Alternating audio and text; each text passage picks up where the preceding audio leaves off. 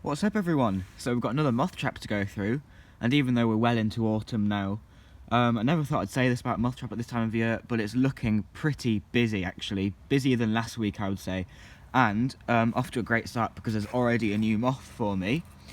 If I can just get this fellow out, he's been in the fridge so he's a little bit playing dead a little bit.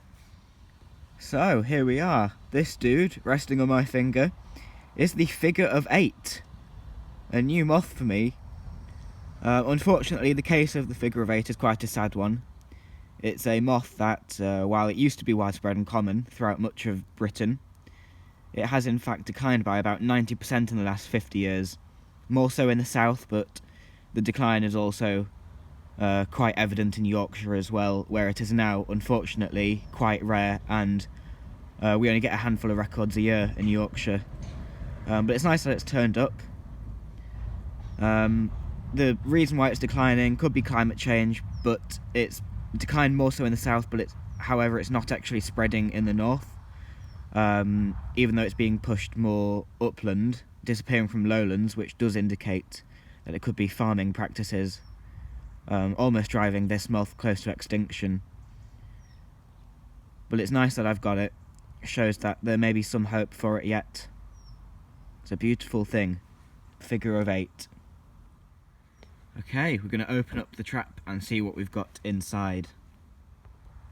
Well, look at this marvellous bunch of merveilles du jour. Featured last time, but why not feature them again? And for this time, highest number I've ever caught, which shows that there's quite a healthy population around me. As I mentioned in the last video, they are found wherever oak grows, so broadleaf woodland with some mature oak is possibly the best place to get them. But they'll also turn up in gardens and suburban areas where oak has been planted, although they do tend to stay away from urban areas. But they're just so beautiful with those wings that look like lichen, bluish green with black edged with white. And they're probably at their peak now. Mid to late October is the peak, although they do turn up at the beginning of November occasionally as well. What a marvellous bunch. We've got the lovely December moth, one of the smallest of our egger family. They're in the same family as Lappet and Oak Egger in the Lasiocampidae, and they're pretty small. Like its name suggests, it does fly late in the year, in December, but its peak is actually around about November time actually, and they do turn up from mid-October onwards. And this is a male here with those marvellously feathered antennae. Beautiful thing. Lovely moth. The hairy larvae are found from April to July after spending the second half of the winter as an egg. And the larvae eat many deciduous trees and plants, although hawthorn seems to be a firm favourite. Beautiful thing. Lovely to get December moth. So another lovely moth that I'll mention quickly before he flies off is large wainscot. Large wainscot is one of our later flying wainscots, flying from late August to late October, sometimes appearing later. And like its name suggests, it is a pretty big wainscot. There he is next to my finger there.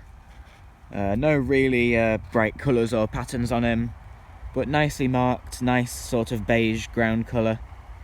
Very smooth appearance to the forewings. So they're a nice moth to turn up. I only get maybe 1 or 2 a year as well, so it's always nice to get one in the trap. Large wainscot. Okay, so here's a better example of redline quaker than I featured last week.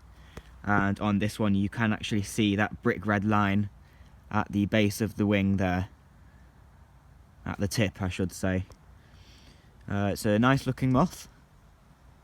Similar sort of patterns to the yellow line quaker, which we have here, although the yellow line quaker does tend to turn up a couple of weeks later than red line quaker and last into December as well, rather than disappearing at the end of November like red line quaker does. But this one's yellow line quaker, paler than red line quaker, but much the same sort of pattern. Lovely. Okay, we've got 2 lovely angle shades here. One resting on there and the other down in there. Beautifully marked moths. So there we go. Nice pair. We've got little and large here, or lesser and large I should say. Lesser yellow underwing there and large yellow underwing there. Looking fairly battered, as they should be at this time of year. They are, the yellow underwings are moths associated with the summer, but they do hang on into the autumn as well. Occasional individuals do turn up in October, and I think I've had a large yellow underwing at the beginning of December before, which was unusual. So that's those two, lovely. Got the lovely mottled umber, a late flying geometrid, restless as always. There we go, settled down on the other end of my finger. Lovely patterns, flies October to January, so late autumn and winter flying species. Nice to get. So there we go, there's our final count. I think we had, there we go, 19 species, which for the time of year is not bad. Good tally. It's nice to get 4 Mauvais du jour and that figure of 8 as well. A very nice moth to have.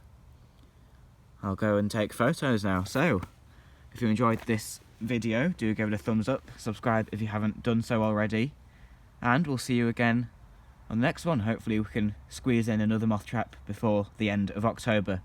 Get some more late autumn species coming. So, see you again on the next one.